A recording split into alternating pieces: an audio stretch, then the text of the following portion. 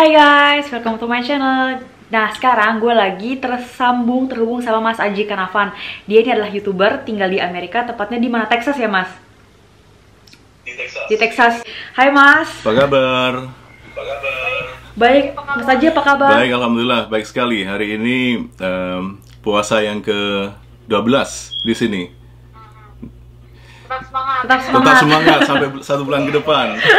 Nah, oke guys, jadi kali ini tuh gue mau ngobrol-ngobrol sama Mas Aji nih, ya kan? Dia tuh kehidupannya di Amerika kayak gimana, terus pola asuh di Amerika tuh di keluarganya Mas Aji tuh kira-kira kayak gimana sih? Nah, ini makanya gue pengen ngobrol-ngobrol santai aja sama Mas Aji. Pokoknya kalau kalian penasaran, stay tune. Mas, nih pertanyaan pertama nih ya kan. Coba dong ceritain awal-awal tuh gimana sih Mas Aji bisa mendarat di Amerika, itu gimana ceritanya? Waduh, ceritanya gimana ya? Ini ceritanya pertama doa dari ibu dulu waktu mengandung ya. Jadi doa ibu dulu waktu gila, mengandung. Jauh banget. Dari mengandung loh udah. Itu harus sampai dari awal dulu kan gitu.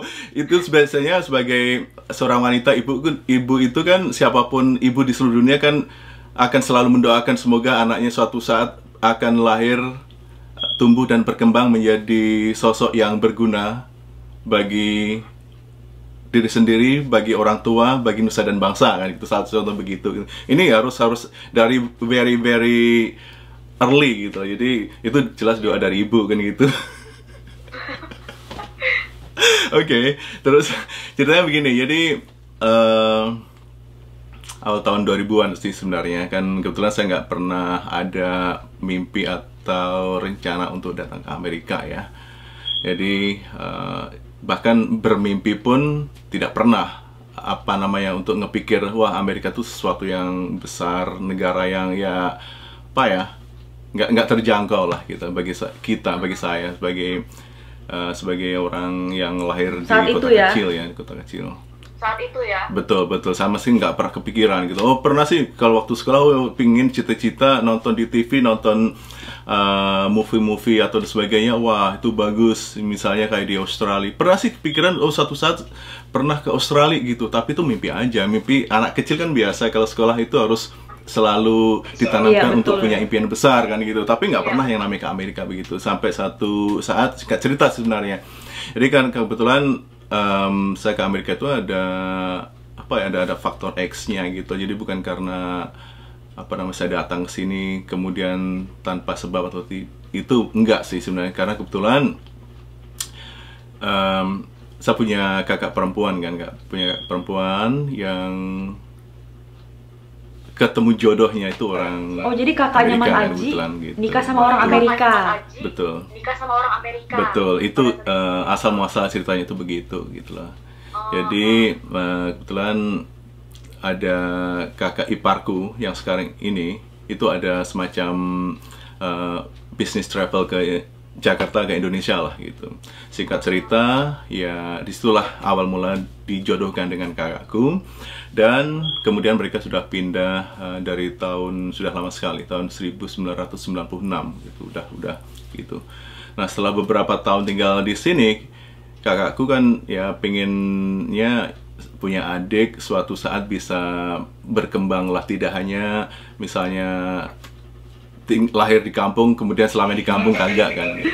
Nah iya, masa tega. Jadi kakaknya tinggal di negara Amerika yang jauh sana. Masa kemudian membiarkan adiknya tetap di kampung yang di sebelah sono gitu. Karena alasan tadi, makanya itu kakakku mengupayakan saya datang sini. Dan singkat cerita, datanglah saya ke sini. Itu awal mulanya sih begitu gitu loh. Meskipun dulu waktu pertama-tama nggak mudah sih untuk membujuk hati ini untuk meninggalkan tanah air kampung, tanah air Indonesia untuk kemudian datang ke Amerika gitu. Tapi kakakku pintar pada waktu itu, ya udah mainlah sini gitu, nggak usah berpikir bahwa suatu saat nanti kamu akan tinggal lama atau menetap di sini atau gimana, nggak perlu. Udah mainlah, paling tidak kamu punya saudara di sini dan kamu datang main aja, kalau suka ya udah nanti suatu saat main lagi di sini, ya udah, intinya sih begitu gitu loh. Singkat cerita ya udah datang sini, karena waktu itu di Indonesia saya juga punya aktivitas ya, punya aktivitas. Jadi saya juga punya pekerjaan dan sebagainya gitu loh. Dulu pikiran saya dari perhotelan, jadi saya waktu juga udah kerja di hotel sih gitu.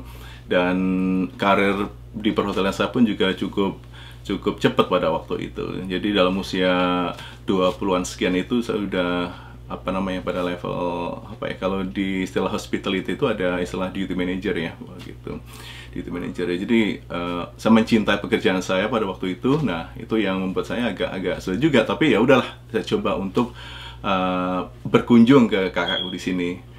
Setelah tinggal beberapa waktu di sini, ya udah pulang lagi ke Indonesia. Setelah bolak-balik ada 3 kali, ya udah akhirnya memutuskan enak juga di Amerika ya gitu. Jadi ya udah akhirnya awal mulai sih begitu. Terus pas nyampe pas nyampe Amerika gitu kan, ngelihat Amerika tuh rasanya gimana tuh? Kayak kaget nggak? Wah, Amerika ternyata gini, ternyata bebas, ternyata wah, gimana tuh Mas ceritanya? Kaget-kagetnya gitu. Nah, ini cerita lucu ya, cerita lucu. Jadi kepikiran pada waktu itu kan, karena kakakku nggak pernah bercerita bahwa dia itu tinggalnya bukannya di kota besar ya, jadi bukan di tengah kota gitu loh. Jadi kalau kita waktu di Indonesia dulu kan nonton TV-TV, nonton yang di movie-movie gitu kan, yang ditampilkan tentang kehidupan Amerika yang kebanyakan glamor ya. Lah apalah ditampilkan party-party gitu kan. Nah, sesuatu yang besar-besar, jadi gedung-gedung tinggi, sesuatu yang teknologi yang mutakhir, yang semuanya serba mewah gitu. Kebetulan, nah, tempat tinggal kakakku itu ada masih sekitar 30 atau 45 menit dari downtown, dari kota Houston, Texas ini gitu. Jadi di north, di bagian utara, di daerah The Woodland itu namanya. Mungkin bisa di Google, di The Woodland. Itu masih daerah agak pinggiran gitu loh, tapi ya daerah pinggiran yang cukup modern sih gitu. Nah, tapi dalam bayanganku sebelum datang ke Amerika itu, sebelumnya nanti datang ke Amerika akan melihat aktivitas yang wow begitu gitu loh. Itu pertama-tama saya lihat secara fisiknya dulu kan, lingkungannya gitu. Nggak taunya malah ini kayak masuk pertama waktu dijemput di airport begitu. Ini cerita lucu ini, dibawa ke ini kayak perumahan itu, kayak lewat perkampungan ini, mau di kemana nih, masa Amerika begini kan gitu. Kemudian ada beberapa di pinggir-pinggir jalan itu ada beberapa perumahan yang tidak pernah saya kenalin sebelumnya. Pikiran saya waktu itu di Amerika itu ya bangunan yang rumah yang mewah gitu, yang tinggi, kemudian sesuatu yang tidak pernah saya bayangkan sebelumnya gitu. Tapi selama pertama di sini justru saya juga menjumpai beberapa rumah, satu contoh, atau beberapa tempat yang di luar dugaan saya juga gitu. Ternyata bahwa di Amerika itu ada sisi orang yang berlebihan secara kekayaan. Itu ada yang kaya, ternyata ada beberapa rumah-rumah yang sebenarnya di luar standar, yang di luar dugaan saya pada waktu itu. Yang pertama begitu, itu secara jadi fisik ada gitu. Ada yang rumah yang gede, yang bagus, terus ada juga yang kayak kecil, yang iya gitu, katakanlah rumah orang miskin banget gitu kali ya kalau di Amerika. Ada gitu, dan itu di luar pemikiran saya gitu loh pada waktu itu gitu loh. Kemudian secara ini kan kebetulan rumah kakak saya waktu pertama datang itu kan ya sampai sekarang sih sebenarnya kan kebetulan tinggalnya itu di perumahan, kita menyebutnya sebagai subdivision ya, di subdivision yang dekat dengan lapangan golf ya. Kalau kemarin sempat melihat video saya yang main golf sama keponakan itu. Nah, biasanya kan lapangan golf itu kan minggir kan, jadi minggir ada agak di pinggiran kota kan gitu loh, bukan di dekat kota begitu. Nah, jadi dari jalan raya dari kota besarnya menuju ke perumahan kakakku itu yang melewati beberapa rumah-rumah yang kadang kapasitasnya itu kecil gitu. Kemudian kayak masih saya lihat kayak lahan-lahan yang kosong, kemudian saya masih melihat kayak kebun-kebun, kemudian masih kayak ternak-ternak, ada sapi, tapi kalau kambing nggak pernah lihat kambing, tapi banyak kan di sini saya lihat malah hewan-hewan bar sapi ya gitu. Itu juga ada. Wah, ini kampung sekali gitu waktu itu. Pertama-tama image saya, wah ini ternyata di Amerika itu masih ada kampung. Terus, juga ya. Waktu dulu kan Mas Haji itu datang ke Amerika umur 22 kan? Katanya 22. Ya sekitar usia-usia. Ada nggak sih kenakalan remaja gitu dulu? kan jauh dari orang tua nih, jauh dari orang tua. Kakak juga kan, ya dia juga Betul. udah tinggal di sini, udah ngerti lah ya kalau misalkan anak-anak umur segitu masih bandel atau gimana. Pernah ini nggak sih ada ada kenakalan remaja? Pernah nggak ada kenakalan remaja terus nyusahin kakaknya atau gimana gitu? Atau ditangkap polisi lah misalnya? Kalau kenakalan remaja itu begini, apa namanya? Kebetulan kalau melihat sekitarnya, jadi kan setelah tinggal beberapa lama di sini kan tentu saja kita semakin hari kan semakin berbaur dengan teman-teman baru di sini kan ya gitu. Jadi berbaur dengan teman-teman baru di sini. Kemudian ada beberapa orang yang memang mereka itu yang memang asli lahir di sini, terutama orang-orang lahir di sini itu bermacam-macam sebenarnya. Jadi kalau bicara masalah kenakalan remaja di Amerika itu banyak faktor yang mempengaruhi sebelum kita mendefinisikan bahwa remaja Amerika itu selalu nakal gitu kan gitu. Bagaimanapun juga masih banyak faktor yang menjadikan seseorang itu tumbuh berkembang menjadi sosok yang nakal atau sosok yang penurut, sosok yang rajin di sekolah atau sosok yang kreatif dan sebagainya, itu banyak gitu lah. Jadi misalnya satu contoh faktor orang tua ya, kalau orang tuanya itu mendidik dengan bagus, itu juga kenakalan remaja itu bisa sangat dibatasin gitu. Jadi tidak selalu bahwa anak-anak muda di Amerika itu akan selalu. Oh, nggak selalu ya. Jadi selalu. aku tuh mikirnya gini loh. Tidak selalu. Amerika kan kalau dibandingin sama Jerman gitu, menurut aku kayaknya Amerika tuh orangnya lebih lebih terbuka ya kan. Kalau orang Jerman tuh oke lah, mereka memang ada juga yang banyak juga yang nakal gitu, tapi kan mereka orangnya tertutup, nggak yang apa sih namanya, nggak gampang deket sama orang, ini itu. Jadi kayaknya misalnya kenakalan remaja, maksudnya kerusuhan, bukan kerusuhan sih, maksudnya ya kegaduhan remaja tuh kayaknya di sini tuh kayaknya lebih sedikit daripada di Amerika, sepertinya ya. Ini sepertinya aku nggak tahu, tapi menurutku kayak gitu. Kalau di Amerika kan orang beda. Mereka tuh gampang berteman sama siapa aja gitu kan, maksudnya sifat orang Amerika kan terbuka gitu, gampang berteman. Nah kalau orang banyak berteman, gampang berteman, kenal ini kenal itu, lama-lama lingkaran pertemanan besar, itu kan juga potensi juga untuk menularkan hal-hal negatif kan sebenarnya gitu. Walaupun kayak gitu, jadi pergaulan anak di Amerika tuh nggak selalu yang kayak gitu ya mas? Tidak selalu negatif. Jadi saya sendiri sebagai orang yang sebagai pelaku ya, jadi sudah bertahun-tahun tinggal di Amerika itu bisa bisa menyimpulkan bahwa remaja di Amerika itu tidak selalu negatif, tidak selalu nakal, banyak sekali yang juga kreatif. Tapi sekali lagi bahwa semuanya juga tergantung dari awal mula bagaimana orang tua mendidik mereka kan gitu. Ada juga yang misalnya dari keluarga broken home misalnya, atau misalnya juga orang tua yang terlalu sibuk dengan aktivitas pekerjaannya mereka masing-masing sehingga kayak perhatian terhadap anak itu berkurang. Itu ya, hal-hal yang memungkinkan anak itu tumbuh keluar dari direction gitu ya. Jadi mereka itu tumbuh nakal gitu. Ada sih juga memang, tapi sekali lagi bahwa terutama di lingkungan tempat tinggal saya di sini, persentase anak-anak yang nakal dan yang tidak nakal itu sebenarnya justru saya melihat banyak yang tidak nakal sih. Ada sih memang 1-2 kejadian anak nakal dan sebagainya. Kemudian kayak mulai dari sopan santunnya, kemudian dari kebiasaan hidupnya, kemudian mungkin yang agak besar ya kayak penggunaan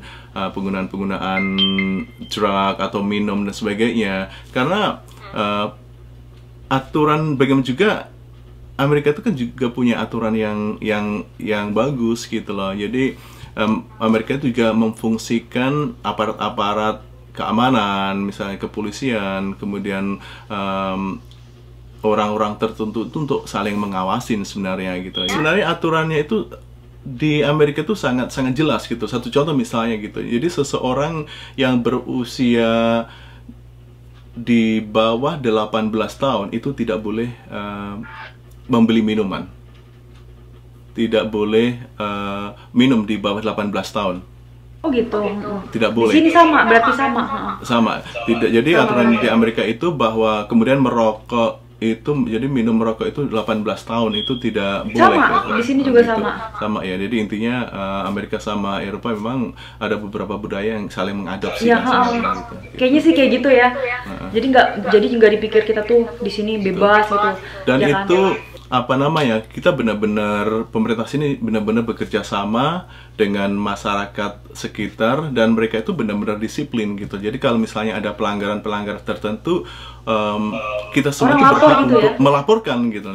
Jadi melaporkan, dan sesekali waktu bahwa dari apa ya, ada semacam, kalau di Indonesia itu macam kayak Badan Pengawasan Narkotika atau minuman dan sebagainya, itu sesekali mereka itu kayak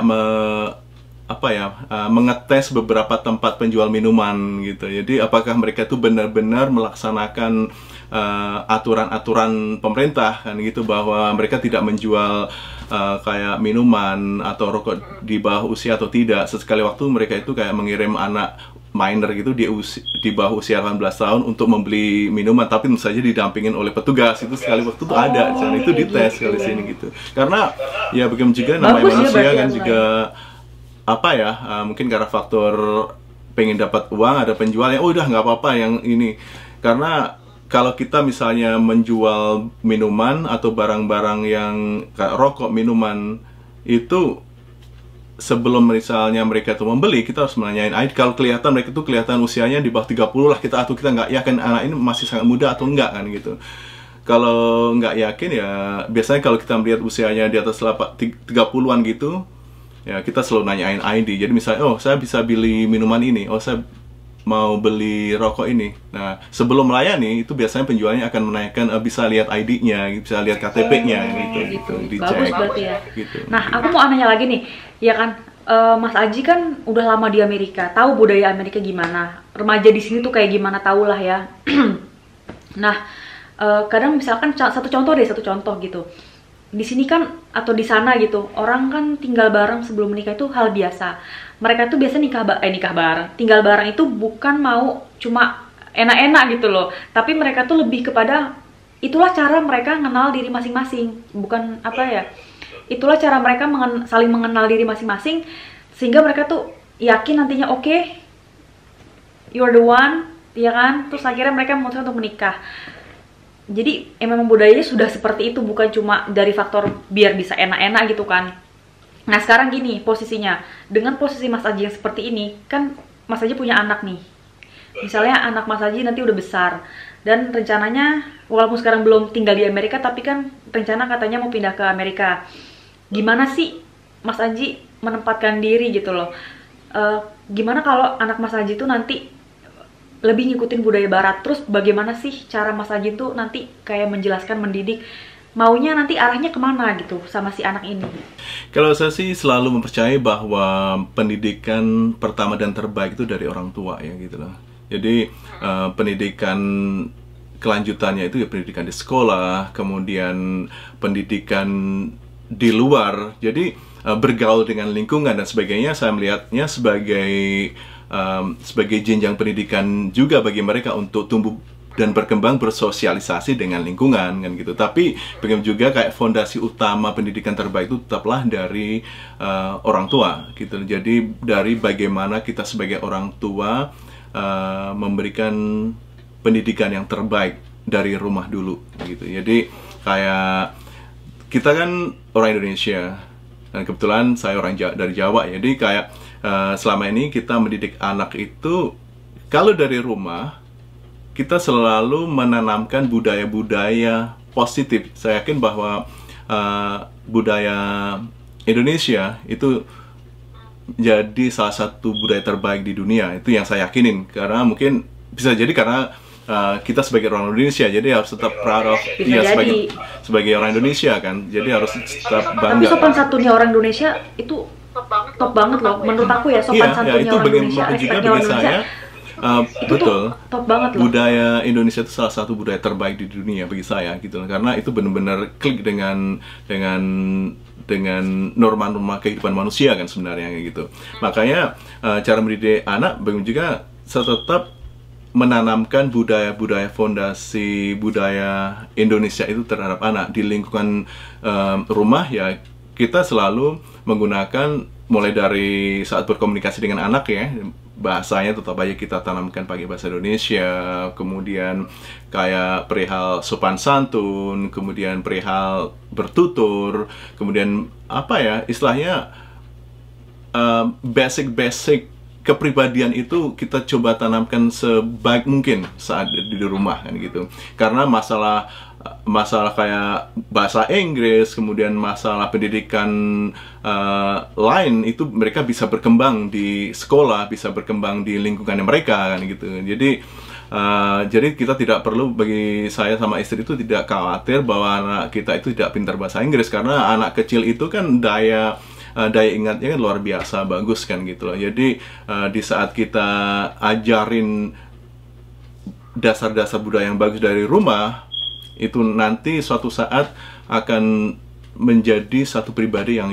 bagus bagi saya selalu begitu. Karena kita belajar dari beberapa kesalahan keluarga-keluarga yang lain ya, meskipun misalnya mereka itu keluarga dari Indonesia kemudian tinggal di luar negeri, karena mereka itu tinggal di luar negeri, mereka itu memberikan kebebasan pada anaknya untuk tumbuh dan berkembang sepenuhnya seperti kehidupan di luar negeri. Bagi saya sih, saya kurang pas. Aku juga, kalau aku sih kurang baik, dan aku juga kurang setuju sih kalau aku punya anak. Nilai-nilai respect Indonesia itu misalkan kayak respectnya orang yang lebih muda ke orang yang lebih tua itu penting loh, maksudnya buat aku itu penting. Nah terus sekarang gimana nih kalau misalkan anaknya Mas Haji ke depannya tiba-tiba, contohnya gitu, dia punya pacar terus aku mau tinggal bareng sebelum nikah, Mas Haji bakalan berbuat apa? Saya selalu menanamkan norma-norma agama terhadap keluarga yang di rumah, termasuk anak tentu saja. Alhamdulillah saya Muslim, jadi dari kepercayaan kami di sini bahwa kita meyakini bahwa terutama saya sebagai suami, sebagai ayah dari anak itu yang bertanggung jawab terhadap masa depan mereka gitu. Jadi itu tanggung jawab saya kelak, itu bagi saya meyakini bahwa itu akan dipertanggungjawabkan suatu saat kelak, itu tuh saya meyakini hal seperti itu gitu. Jadi bagaimana juga kayak fondasi pendidikan agama itu tentu saja kita tanamkan dari rumah, tidak hanya pintar di pendidikan sekolah, tidak hanya pintar di pendidikan pergaulan sehari-hari, tapi masalah fondasi agama tetap kita tanamkan. Ya misalnya kami sebagai keluarga Muslim tetap menanamkan basic dalam ajaran Islam, misalnya menunaikan sholat 5 waktu itu wajib, kemudian kayak mengajarin mereka ngaji dan sebagainya itu selalu kita ajarkan.